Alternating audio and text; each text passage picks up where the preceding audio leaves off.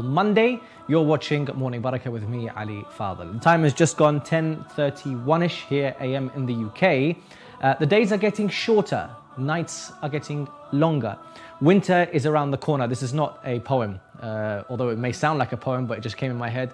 But anyway, it's not a poem. Winter is around the corner, which only means that as much as we thank Allah subhanahu wa ta'ala for the blessings He has bestowed upon us, for the blessing of health, the blessing of warmth, food, shelter, safety, we also spare a thought for those less privileged than us, where heat and food is scarce and hard to come by, where safety is no longer, and it never really was, a luxury.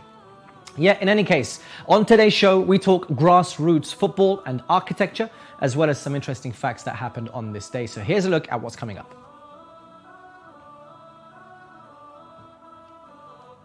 Getting into football, or any sport for that matter, at a young age is seen as a taboo subject and often overlooked as a means for deviance for some reason among our elder generation, that is. So I brought in Head of Academy Medicine and First Team Support, Hashim Ali, to discuss the reasons why at 10:40 AM.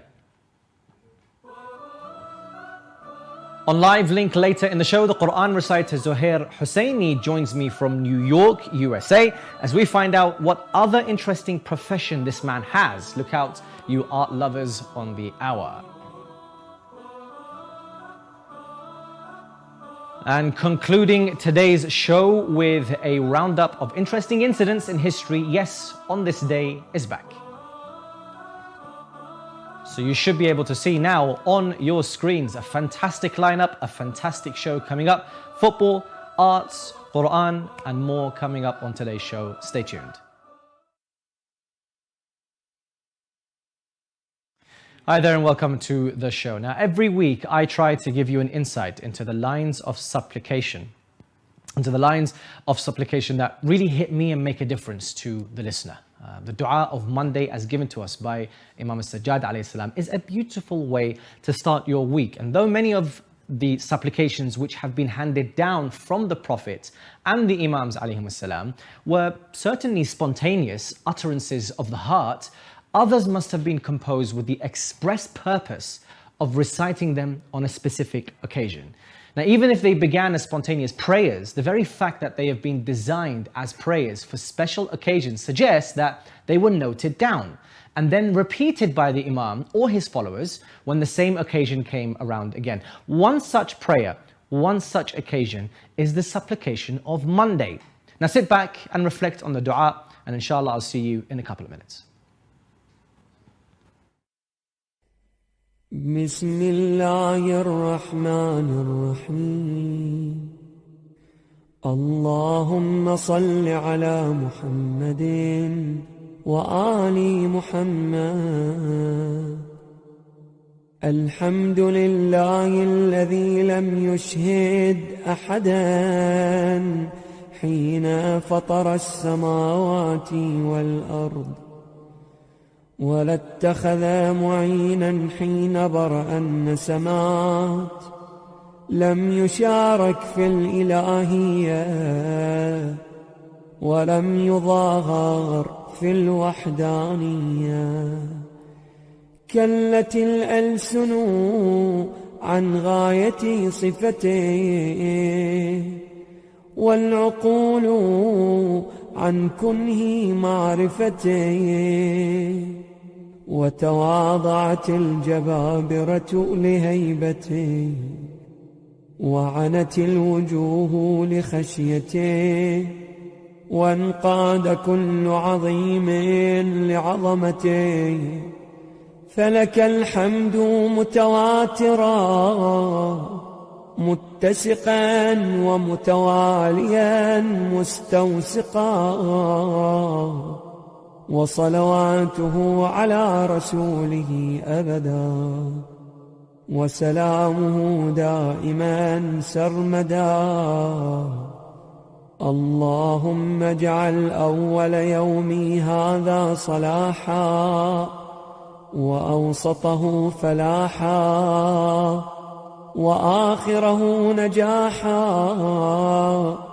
وأعوذ بك من يوم أوله فزاع وأوسطه جزاء وآخره وجار. اللهم إني أستغفرك لكل نذر نذرته، وكل وعد وعدته، وكل عهد عاهدته ثم لم أف به.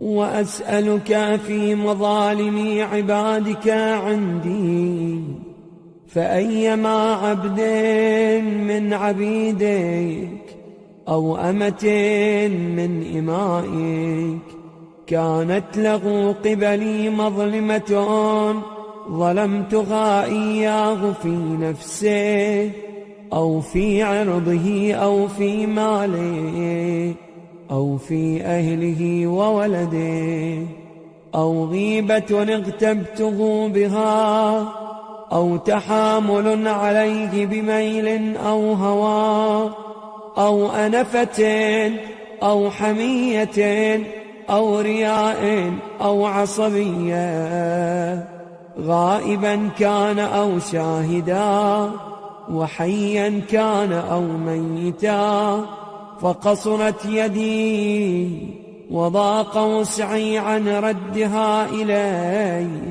والتحلل منه. فأسألك يا من يملك الحاجات وهي مستجيبة لمشيته ومسرعة إلى إرادته، أن تصلي على محمد وآل محمد، وأن ترضيه عني بما شئت، وتهب لي من عندك رحمة، إنه لا تنقصك المغفرة ولا تضرك الموهبة يا أرحم الراحمين. اللهم أولني في كل يوم 2 نعمتين منك 2، سعادة في أوله بطاعتك، ونعمة في آخره بمغفرتك، يا من هو الإله ولا يغفر الذنوب سواه.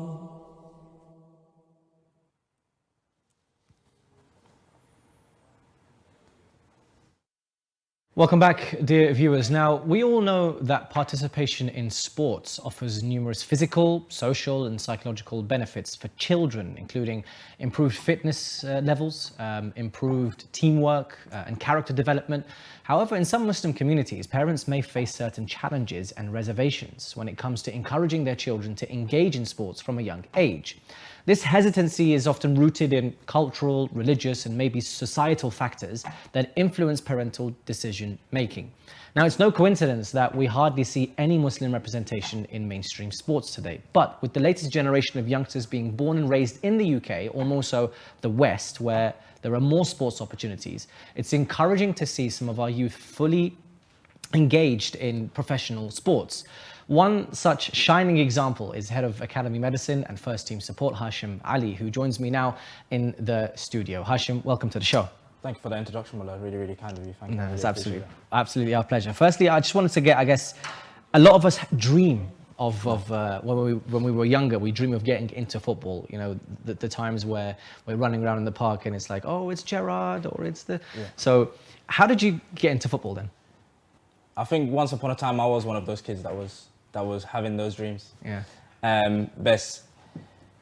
Through age, I realised that dream can be achieved without needing to become a footballer as such. Okay. I think I realised quite early that I'd never had the talent enough for it. It doesn't matter what the hours I was going to pray for, I was never going to be blessed with the talent for it. Yeah. Best. Okay. From a very, very young age, football was always a massive passion and interest. Yeah. It was nothing that was bred through family. My family actually are far from that. Okay. My brother doesn't watch it. My father only watches the big tournaments when Iraq play, when the World Cup is on or the Euros are on. Yeah. Best. That football side of it was my passion. And away from that, from our communities, there is always a little bit of pressure in terms of getting into healthcare or getting into almost the STEM subjects and those careers. Yeah. And there wasn't that massive pressure from my side of the family. That was also another passion. And so through the years, you find that I began to discover that you can blend the two. Right. Because the sporting field requires people who are responsible for the healthcare side of it. Okay. And so I was very, very fortunate enough to find that quite early. And sort of that directed all the university choices and so on. So in a way, you kind of fulfilled your parents' dream, because Iraqi parents, obviously, they all want to. I mean, it is a bit of a stereotype and a generalization of all Iraqis. I'm sure not all Iraqi parents want their children to be doctors or engineers, but you know, fitting into the stereotype, you managed to fit both things. One, your passion for football.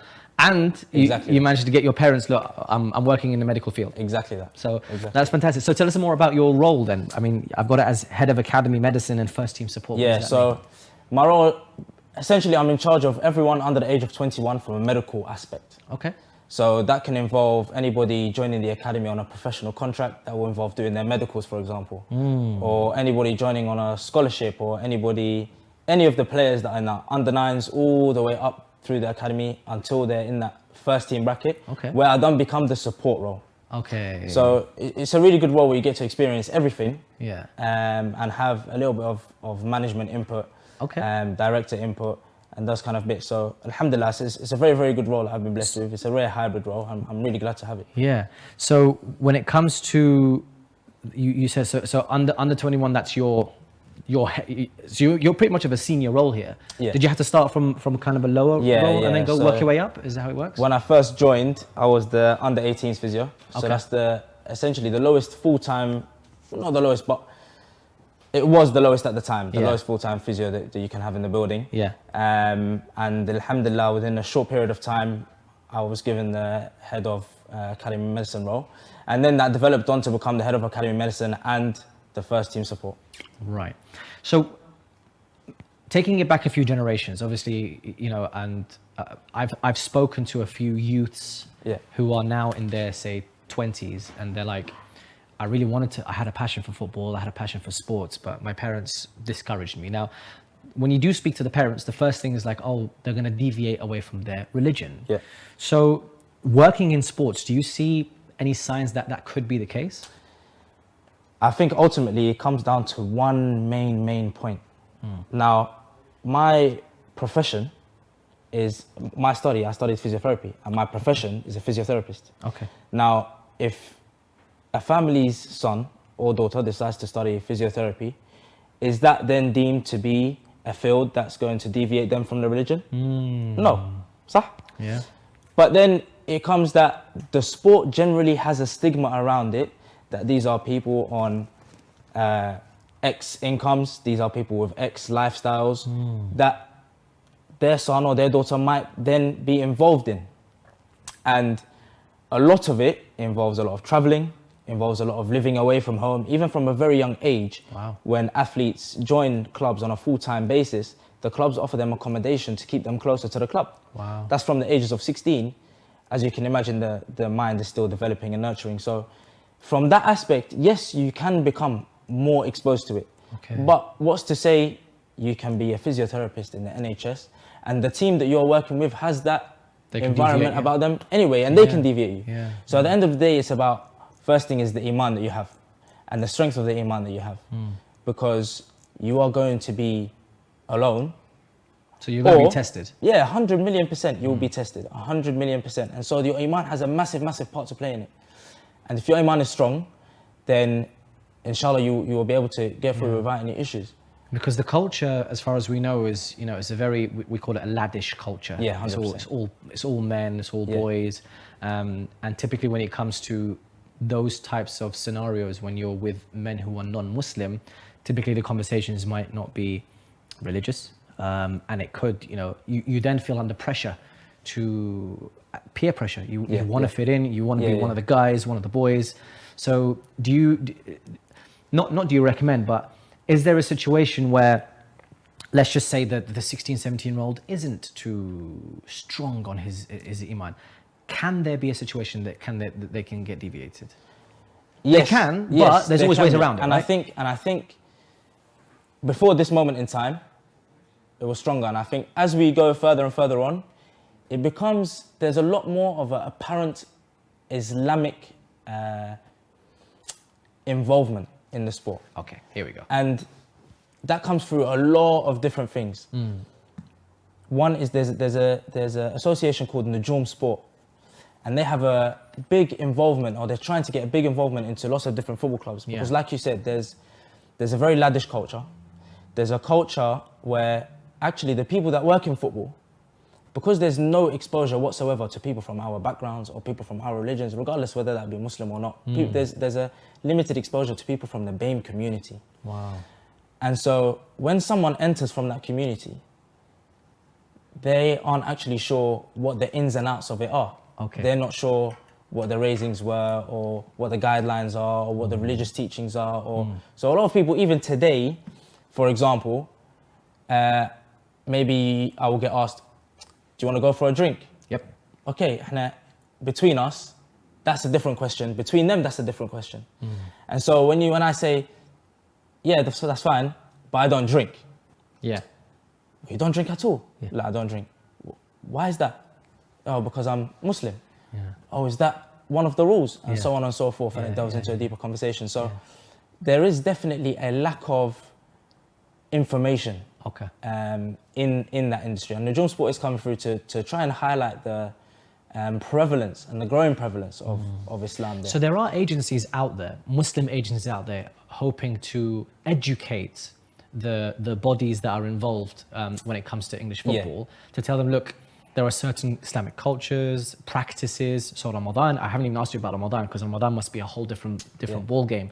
But do you think the rise of players like Mohamed Salah and Zidane Iqbal, I think it was, the rise of these players have now created more awareness of Muslim culture within football? 100%.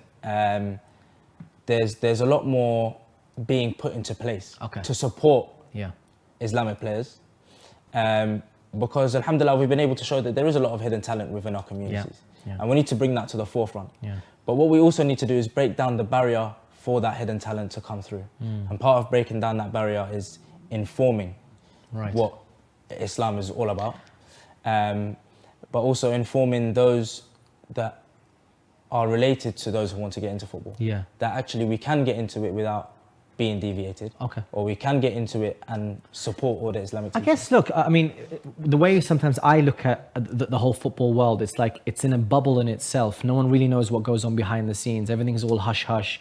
But what we know is that there's a very massive laddish culture and all drinking and teenagers on wages and all of that stuff. So it's a scary world for parents. I get that. But if you actually just break it down, it's more or less similar to any other occupation. Like I was working in the corporate world a couple of years ago, and I get the same question asked. Do you want to go for a drink? Well, I don't mind going for the drink, but I can't drink. And then exactly the same conversations.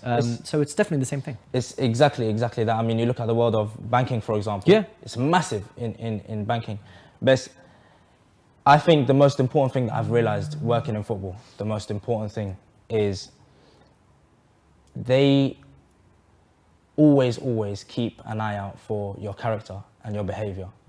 So the biggest thing is, if you come in believing in something or standing for something, then you can't get shaken off it. Really? Because when you get shaken off it, that's when the players are out to get you or say things about you, or in a jokingly manner, of course. Banter. Best when you say, for example, I'm a Muslim and I believe in this, and that's it, full stop.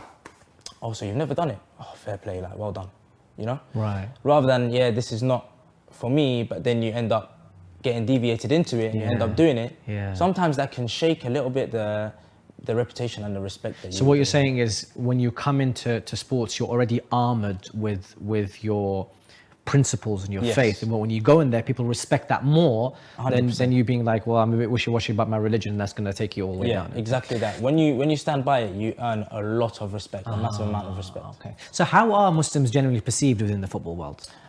I think it's generally that there's not a... There's lack of education. There's a lack of education. There's not a proper perception of it.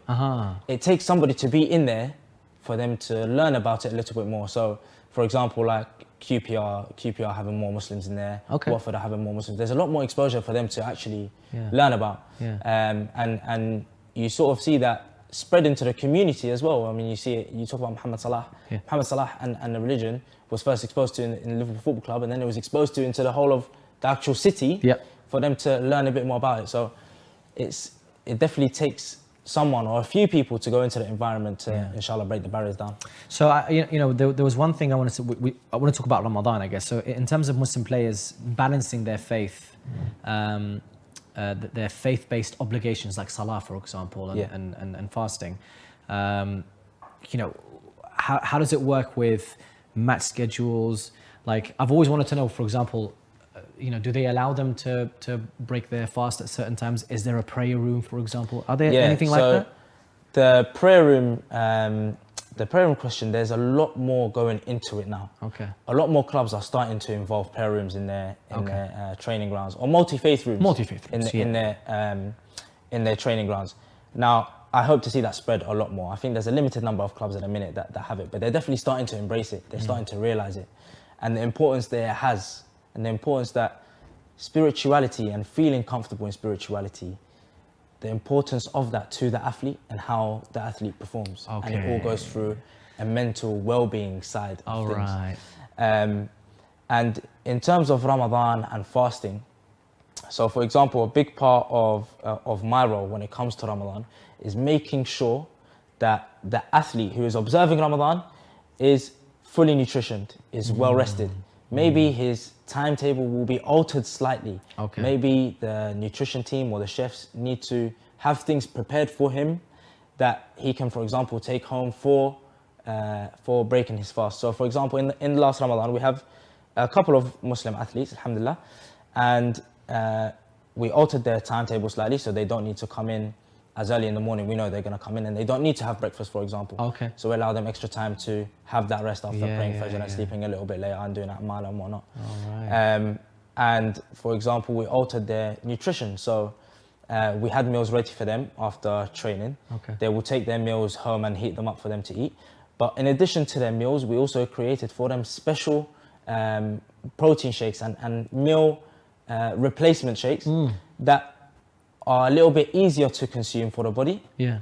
So that in the limited time that they have where they can eat, of course, we've been having Ramadan for a few years now. Yeah. So in the limited time that they have where they can eat, we're ensuring that their nutrition is met as easily as possible, while allowing their sleep to be met as easily as possible around the A'mal of the Holy Month. So how can we get kids to get more involved in English football? How does it work? I think we need to improve confidence as much as possible, number one. Not just in the kids, but in the families as well. It's a very, very difficult thing to answer, to be honest, because I think becoming a professional footballer, a lot of it is down to luck. Oh, really? One person can see you and think you are very talented, and another person can see you and think you're not talented at all. So it takes the right person to see you. But what we can do is increase exposure to as many people as possible to increase the chances of that happening. How does it work? As in, do they have to, as in the age-old argument is that they have to start at the age of 5? Not necessarily. It's too late for them. No, not necessarily. No. There are a lot of athletes that have come through the process and have started at a later age. Or, for example, I was with an athlete this morning who only started, I believe, at the age of 15. And now, mashallah, he's playing in the first team regularly. So, as early as you can start them, it's better to build their technical ability. And again, that has a fair chance in improving their chances. If you build their technical ability, build their exposure to football, build their knowledge of football language, then we increase their chances slowly and slowly. And that can be through anything, through grassroots football, through academies, whether that's paid for or whether that's offered. But as much football as possible, as much exposure to the sport as possible. So leagues, basically, you're talking about like very, very, very grassroots leagues. Yes. Start there, and that's where the scouts usually... Yeah, so you want to be scouted, basically. A lot of scouts are at grassroots football. Some scouts have the sole job of going to grassroots football matches to pick up talent from a young age. And I think alhamdulillah, whoever lives in London has a lot of exposure. Okay. Can have a lot of exposure. Scouts are always in London. There are so many clubs in London that look for players. So I think getting them playing as much as possible means that eyes will eventually come onto them. And inshallah, through that increases their chances of being picked up for whether that be an academy. Is there an age where it's just too late? Yeah, I think if you haven't played semi-professional football by the ages of between 21 and 25, I think the chances are very slim. So talk to us about a week in your life, because you know when I was talking to you on the phone, like I'm traveling with the team and I have to come back and that. So how does that work then? Yeah, there's no 2 weeks that are the same. Really? At all, ever. Okay. Alhamdulillah, there's a lot of things to do in the week. For example, you know, just this morning I was at a consultation for a player in central London. Yeah. So the days can vary like that. For example, you know, a normal day, if we're just training, we have a good sort of team within the team of bonding and bits like that. So alhamdulillah, we come in the morning, we do gym in the morning, and then we get on with player assessments for those that are injured, and we have our team meetings in the morning before planning out the day for training. We'll usually train, come in and have lunch, and then get on with all the treatments and everything that we need to do from an admin point of view and from an injury rehab point of view and whatnot. And then we go on to our match days where we will either be traveling, sometimes traveling from the day before and staying over if the travel is long. Really? Do you mind me asking what team that are we? Colchester United. Colchester United. Okay, cool. And where are they in the League 2? League 2. So you got the Premier League, League 1, League 2. Premier League, Championship. Oh, Championship. League 1, League 2. Okay, so it's not that too far off. No. And where are they now in the? Not very good. Not very good. Yeah, we won't mention that bit. Okay. Then, but the academy for Colchester United is called category. It's in categories for the academy. So you have category 1 through to 4. Yeah. Alhamdulillah, Colchester is in category 2, which is the second highest in the English system. Okay. So we produce a lot of footballers players, from a young age. We produce a lot of footballers that go on to play full-time football in the whole system. So the academy term side of things is very strong, very, very strong. So if someone wants to get involved, could they reach out to you and could you like put in a good word for them, or does it work like that, or does it have to go through different means? Which side, the footballer side or getting involved with the team? The footballing side. The footballing side, we have a recruitment team. Okay. And the recruitment team we have is very, very open to receiving a lot of videos, a lot of CVs, and they will go through each and every one of them. And you know, they're more than happy to have people message their CV, have people message their videos, and then say, okay, for example, we'd like to invite you down for X game, for مثلا a trialist game, or we'd like to invite you to take part in training for a week and a half or 2 weeks to see how you are. Of course, there is the reciprocal of that, and they might say, you know, unfortunately, that's not what we're looking for at the moment, or those positions are filled at the moment, maybe at a different point in time. But that's what I mean. It's just sometimes it can just be luck, being at the right place at the right time. Honestly, Hashim, I could be speaking about this topic for hours and hours and hours. I'm really interested in football and the way it works. You know, I only the other week I took my son to England versus Italy. Through Imam Hussein charity. They were giving away they got some tickets as part of the charity program. And just the buzz of a stadium and the screaming and the shouting and the goal and all of that. I take it you have that same kind of buzz. Yeah, 100%. That's the passion. Yeah, that's the passion of it, you know. And the adrenaline that when you win a game, that adrenaline it makes you feel like you're part of that team. You support them. You're 100% in and around that. 100%. When you're in and around it and you win a game, you've been a part of that. You know? It's not just the players that are out there or the manager that's on the sideline. Everybody who's behind the scenes, the kit man, the therapists, the psychologists, the chefs, everybody is a part of that. That's fantastic. Hashim Ali, I really, really appreciate your time. No problem at all. Thank you so much for inviting me. I actually look forward to having more kind of in-depth discussion, because I think it's very, very beneficial for the parents. But 100%, thank you, anytime. Thank you, Hashim, very much for your time. That was a fantastic discussion, I must say, with Hashim there. Now, coming up after the break, from one discouraged profession to another as I discuss a career within arts and architecture with Zohir Husseini, all the way from New York. So don't go anywhere. Jiddu, I need to tell you a secret. I had an exam today and I cheated on the exam, and to be honest, I feel like it's eating me up inside as if it's haram. Your father used to do the exact something and would always get in trouble. But you have done it now and cannot go back. I don't know if it is haram. Khair inshallah. Thanks, Jiddu. Jiddu, I wanted to ask if it's halal to buy lottery tickets. They're so cheap and we could make a lot of money. I don't know if it is halal or haram, but never think about something like that again. Okay, I was just asking.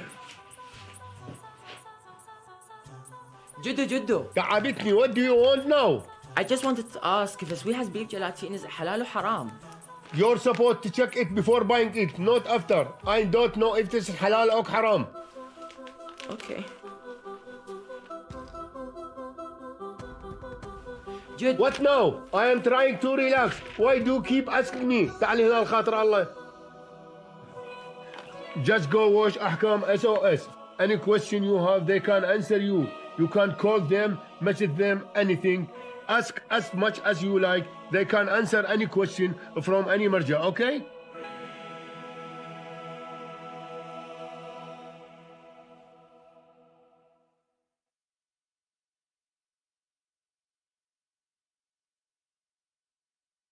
Welcome back, dear viewers. You're watching Morning Baraka with myself, Ali Fadhil. Now, I know that we've just had a discussion with Hashim Ali, but it's really made me think about Muslim families in the West and how they really should strongly consider encouraging their children to adopt a career in sports for a few compelling reasons. Firstly, sports offer a unique platform for teaching discipline, dedication, and a strong work ethic for your children. Engaging in sports from a young age instills these values, which not only are they highly regarded in Islam, but also integral to personal and professional success. Moreover, a career in sports can be financially rewarding, enabling your children to grow up and support themselves and their families while pursuing a passion. So we saw with Hashim, for example, he pursued a passion, but also is able to get a profession as well. Once again, this financial stability aligns with Islamic principles because it teaches you the responsibility of providing for your families. Furthermore, Muslim athletes can serve as role models, inspiring the younger generation, breaking down stereotypes, bringing about unity and diversity. I think most importantly, however, the potential for global recognition and success in sports can grant Muslim athletes a voice on a worldwide stage, allowing them to raise awareness about important issues and challenge misconceptions about Islam and its followers. I think finally, participating in sports, especially in the West, allows Muslim children to integrate and connect with their non-Muslim peers, where they can contribute positively to the broader society, promoting tolerance and understanding. Encouraging a career in sports, therefore, not only aligns with Islamic values, but also offers a whole host of benefits for individual growth, financial stability, and maybe even social harmony in a diverse Western society where they reside and where they live. So that was my 2-minute reflection. Right then, we talked about one topic where parents find it difficult to allow their children to pursue careers in, and we now move on to another, and that's art and architecture. Once again, in an age of technology and media, Muslim representation in this area is slightly lacking, and it's wonderful to see the genuinely beautiful work of architect and Quran reciter Zohir Husseini. Zohir, welcome to the show. Assalamu alaikum. Thank you so much. Wa alaikum salam. How are you doing? We're doing well. Thank you very much for coming on to the show. First off, how did you get into art? Thank you for having me. I used to draw as a kid. So from the very beginning, I used to go to the majlis. I would have a drawing pad, maybe I was 6 or 7. While the majlis is going on, I'd be drawing the minbar, the microphone. This is literally how I started. And as years went by, I would make these little art pieces with color pencils, go post it on this announcement board at the masjid. I just posted there, just for no reason. No one asked me to do it, but I wanted to do it. And slowly, I went from there to drawing cars, and eventually, here I am as an architect. The art that you do, what art do you consider your work to be? Um, at this current time, you could consider architecture art. So from professional side, as my career, I do architecture. And then aside from that, I paint. I do mostly Islamic calligraphy. Um, it's more spiritual based art. I try to stick to faith-based illustration and sometimes technical illustrations. Yeah. So when it comes to your role now, so fast forward, a few years, and you've worked with a couple of firms. I understand that you've conducted a few architecture projects at previous firms. What's the role like? So, I mean, I've been out of school for 8 years, 7 years.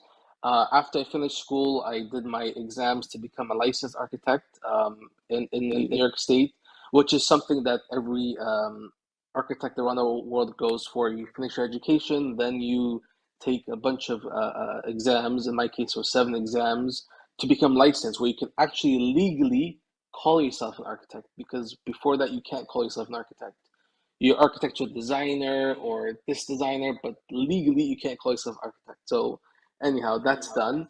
I worked on majority of the projects I worked on have been biotech labs, some pharmaceutical labs, and it's basically designing the amenity spaces within these typologies. So once there's game rooms, there's a spiritual center, there's the cafeteria, the cool and fun zones within these spaces. And then this is something I was doing for the last few years, and currently I'm working on airports, which is something I wanted to do from high school, to work on airport projects, designing grand airports and terminals. So that's what I'm currently engaged in. Fantastic stuff, honestly. So tell us, when it comes to an architecture project, what's the most interesting aspect about it? Like, do you have to draw graphs and all of that, and like 3D model objects? Yeah, definitely. It depends what phase we're in. If it's concept design, you make all these concepts for how a building comes together, the different program that's required. That's mostly the fun part of it. Someone comes along, hey, we need this research center, or we need this, I don't know, anything. And it's like, okay, this is what a client needs, and you're essentially solving a problem for them. And whether it's through models, model making, through physical or 3D, and a bunch of sketching, depending on the budget, of course, because the budget is everything is tied back to money, and if depending on how that goes, it can either spend weeks and months working on, and that's basically the fun part of the project. Once that gets settled down, then it's like the not fun project, because you have to document all the design for to get it ready for construction. So it really depends on the project type and the client, honestly. Okay. So moving, I guess, into your passion for Quran recitation, and I've heard you in person reciting Quran. MashaAllah, you're very, very good at what you do. What is the link, do you think, between what is the link you think between art and recitation of the Holy Quran? Because I believe that you're quite artistic in just by your nature, and Quran recitation is an art in itself. Where do you see the link? I think there's so many. For example, you go to any museum, you see a lot of mushaf of the Quran, historic, and that's something that drew me to calligraphy, because what we have of Arabic calligraphy, I think a strong reason is the Quran. And I took on Quran recitation by chance. I was giving adhan, as a young kid, and there was a funeral once, and I recited. And I think as the years have gone by, I've developed. I reached a fork where it's like, you just recite Quran for the sake of it, or it's something, a passion that takes on more within you, and that's literally the art recitation is, how much time you commit to it, which is necessary for both art and recitation. The more time you dedicate towards it, the more you get from it. And one can be perceived as, it both benefits you both in this life and the hereafter, while the other one, the way I contextualize this, both can be used for that. So, lastly, I think a project that you worked on, like a side project, part of your passion, is obviously the Ahlul Bayt alayhimus salam. And one of your projects circulated on social media it was quite popular. To date, was that your biggest project? And tell us a bit more about us. Actually, I'm going to ask the technician to play your video, and then we can talk about it in a second. So, technician, if you could play, sure. We're just going to play the video now, and just tell us about the project as the video is playing. Yeah, so this was my thesis project. The 5th year of architecture school, you're given the opportunity to work on anything you'd like. Although that's not how it came to me. Our first prompt was affordable housing in New York City, and I had to convince my professor that I'd like to do something different. And I spent a week and a half trying to essentially convince him, like, hey, this is the problem. There used to be a mausoleum in an area called Baqi in Medina, present day in Medina, and I would like to propose a redesign of what this could potentially be one day.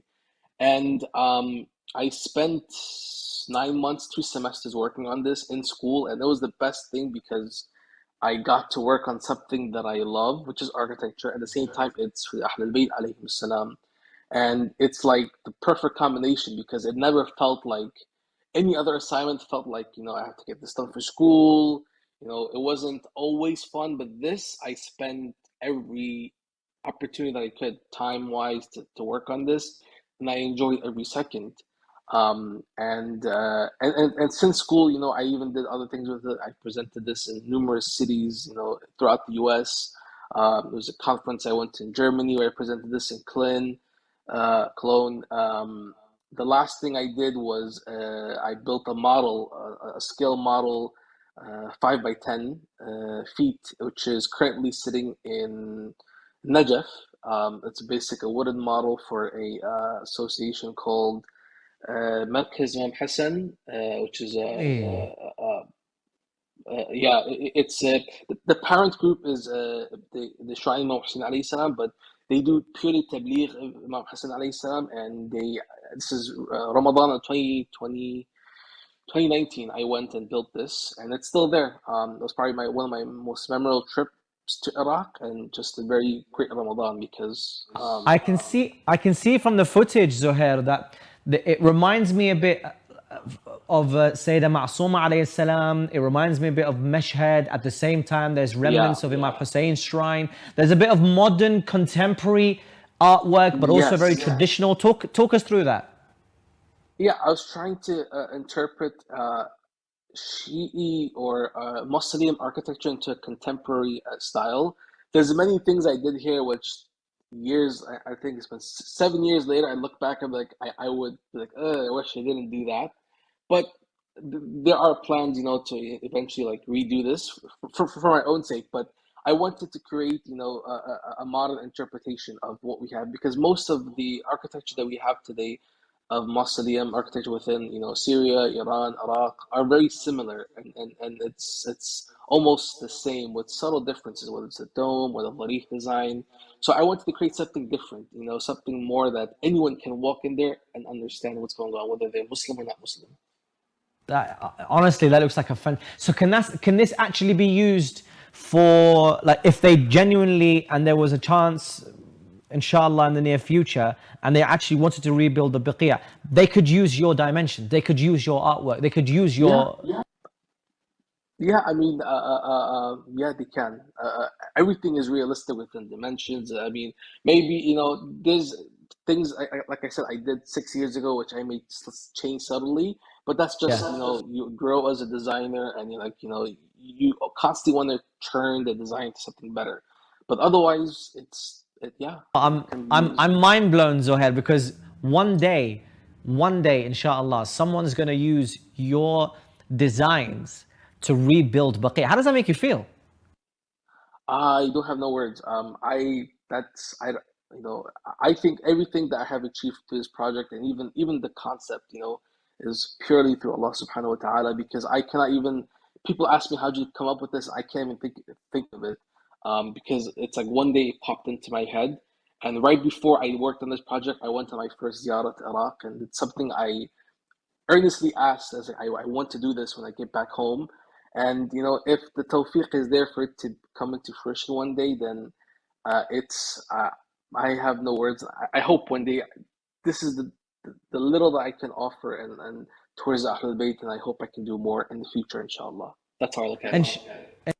Zohir Husseini, it's been an absolute pleasure speaking to you. Thank you so much for your Thank you time. for having me. Thank you so much. you. Thanks for having me. That was architect and Quran reciter Zohir Husseini. Once again, many thanks for his time and his delightful inputs. Now, we're nearing the end of the show, which can only mean one thing or two, depending on whether it's Friday or not. And that's on this day. So we'll see you in a bit.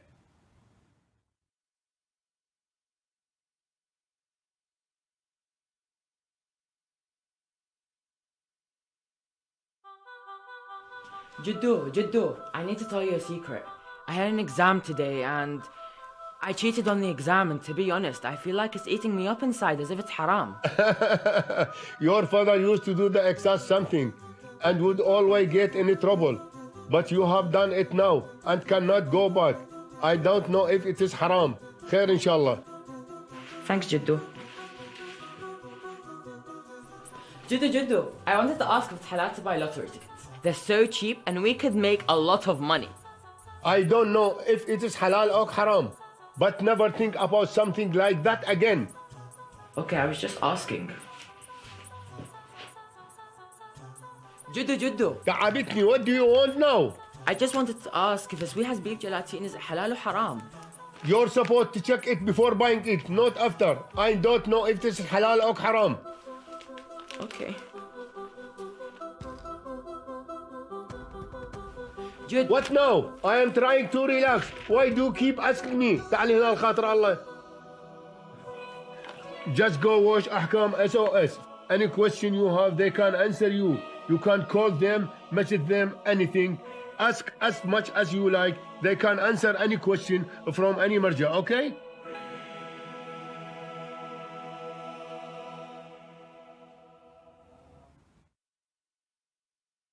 That was Ahkam SOS. Look out for it Mondays and Wednesdays with Sayyid Muhsin Shah and Sheikh Ali Maash. Now, we've reached the stage of On This Day. And first and foremost, we remember a man called Al-Sayyid Abdul Azim Al-Hassani, born in the year 173 AH. And yes, on this day, 4th of Rabi' al-Thani, well, actually not on this exact day, but you get it, is a renowned hadith narrator and a member of Imam Hassan al-Mujtaba's lineage. His tomb is located in Ray, Tehran, the capital city of Iran. And actually, some hadith states that the reward for visiting his burial is equivalent to visiting Imam al-Hussein's shrine. Furthermore, an interesting fact about Sayyid Abdul Azim is that Al-Najashi says, after Abdul Azim al-Hassani passed away, a piece of writing was found in his clothes which read, I am Abu al-Qasim, son of Ali, son of Hassan, son of Zayd, son of Hassan, son of Ali ibn Abi Talib alayhum as-salam, which most scholars say proves his clear lineage in the progeny of Imam Ali alayhi salam. It is narrated that he was very close to the Imams and in fact had the opportunity to be with Imam al-Rida alayhi salam, Imam al-Jawad, and presented his beliefs to Imam al-Hadi alayhim salam, and passed away at his time, Imam al-Hadi's time.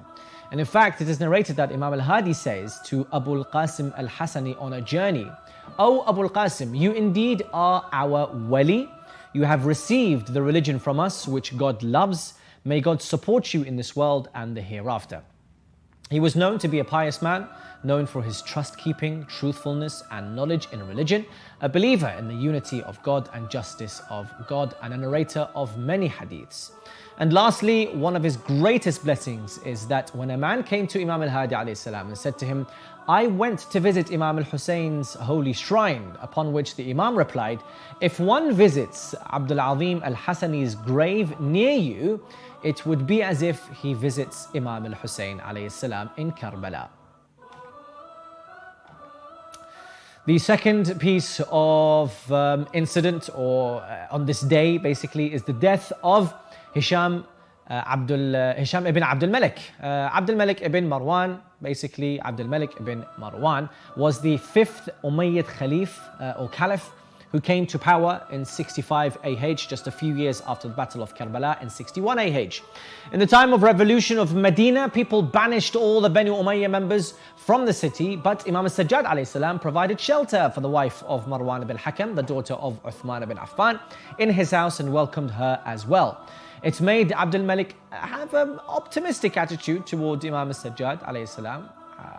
He also did consult with the Imam in the establishment of mintage of coin, which was one of the suggestions introduced by Imam Sajjad alayhi salam. However, later Abdul Malik treated Imam Sajjad differently in order to arrest Imam and bring him to the capital of his Caliphate. Abdul Malik ibn Marwan eventually died in Damascus on the 6th of Rabi' al-Thani, was responsible for the death of, or the martyrdom of Imam al-Baqir alayhi salam. And there you have it, ladies and gentlemen, dear viewers of Imam Hussein TV. What a fantastic show. Genuinely one of the most valuable shows that we've had on Morning Baraka. We spoke with Hashim Ali, who's head of medicine and first team support when it comes to football and grassroots football in the UK, in England, English football.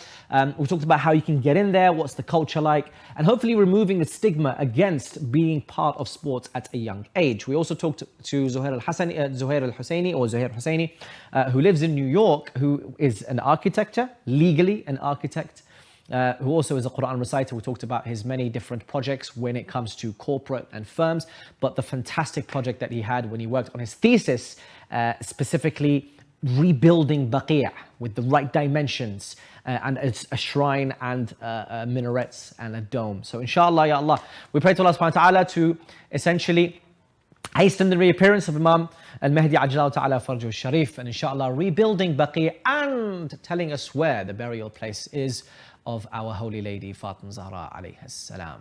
And I end the show as always. Oh Allah, please make the beginning of this day of mine righteous, its middle prosperity, and its end success. Wassalamu alaikum wa rahmatullahi wa barakatuh.